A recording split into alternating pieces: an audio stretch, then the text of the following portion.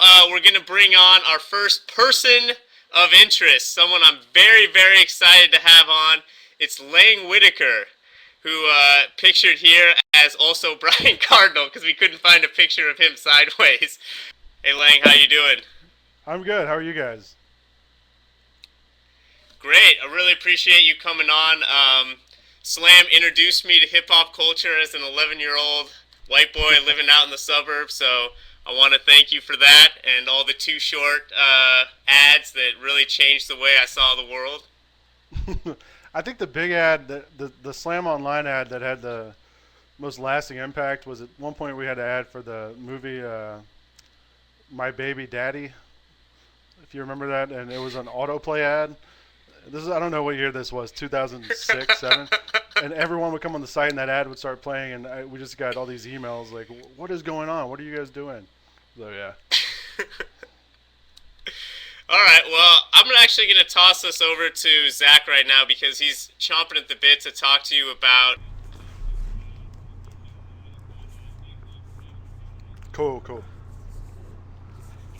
Lang's book, In the Time of Bobby Cox. It's a great read. It's fantastic. I am a huge Braves fan. I never get to talk baseball because Beckley and Ethan hate it. Lang, how are you enjoying the baseball season with the Braves so far?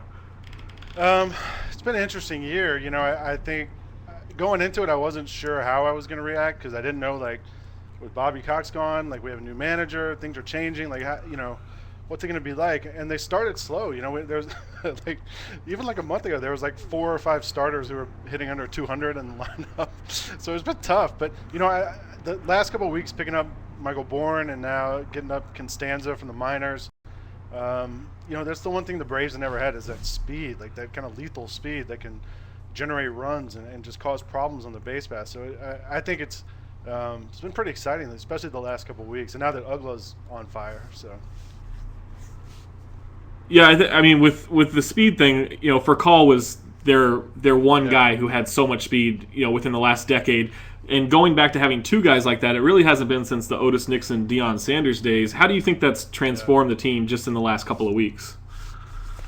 Well, I think you also have to look at what Freddie did. He bats Constanza ninth now, and as the pitcher hit eighth, which seems kind of unorthodox. It's kind of Tony La Russa-esque, but it's working. Like you're getting the two guys back to back with all that speed at the going from the bottom and rotating around to the top of the lineup. So I think as a fan, it's just more exciting. Obviously, it was fun when we had Deion and Otis flying around out there, and I think it's fun now with these guys running around out there.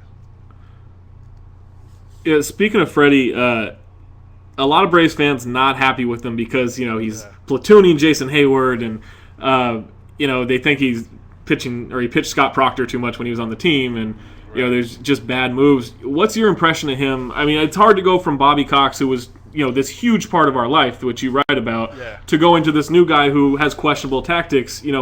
How do you like the job that he's done so far? I'm looking at the comments. I like the one that Hayward can't hit lefties. That's true. I think people have calmed down a little bit recently, though. There was a loud, could have been a loud minority on Twitter, but there was a group of people who weren't happy with Freddie. But look, as long as they win, no one cares. It's like that in any sport. You win, people are cool, and I think people are kind of getting into it a little bit more lately. And as long as they win, who cares? I definitely want to ask you about the book. I think maybe my favorite chapter, just because Andrew Jones drove my dad nuts with how he would, one, swing at every breaking ball out of the zone, and two, he would catch it, almost like near his face with the glove. It seemed like just for his own amusement. You wrote how it's kind of like your dying grandmother. Talk about that point in that chapter a little bit. I used Andrew in that chapter to talk about when my grandmother died, and my dad and I went to a game together, and it was a game where Andrew figured prominently in the game. But my dad and I have always had that kind of relationship where we don't really talk about a lot of things in person. We can email about things, but I don't know, in person it's always a little weird. And so after my grandmother died, my dad and I went to the Braves game that night, and we talked about things. But I really wrote a lot about Andrew in that chapter because he was my favorite player after he came up late 90s and in the 2000s. Precisely for what you said. I mean, I kind of loved that he was flawed, that he couldn't hit the breaking ball. He was amazing defensively. He could throw the ball. He could run. He had some incredible seasons, and now it's funny he's here. He's on the Yankees, so I can see him play here. But he was my favorite player for a long time on those teams. All right, Smoltz, Maddox, Glavine. You've got to marry one. You got to marry one, have a good night with one, and kill one. Who are you going with?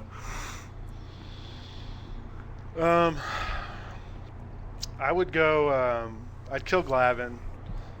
He's effective, but he's just boring. The good night with one would probably be Smoltz, and then the marry one, Maddox. Smoltz was obviously the flashier of the two, just because he had speed, he could throw fast, but Maddox was just so effective. And he was a little boring, but man, he was amazing. And he was my favorite pitcher throughout all those, even when they had all the great pitchers.